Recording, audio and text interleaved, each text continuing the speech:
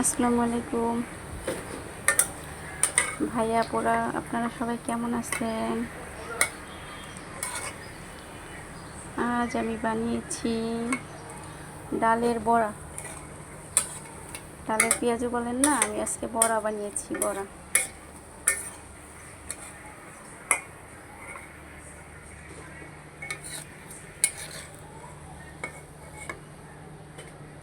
আমার বড়ার কালারটা অনেক সুন্দর হয়েছে।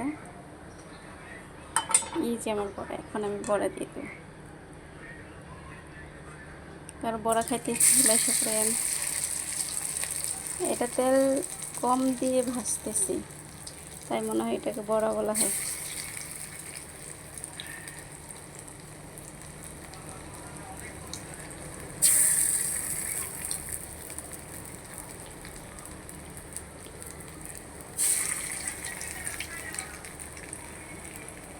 সবার দাওয়াত। এই যে আমার বড়া খাওয়ার জন্য। বাই বাই, আল্লাহ হাফেজ।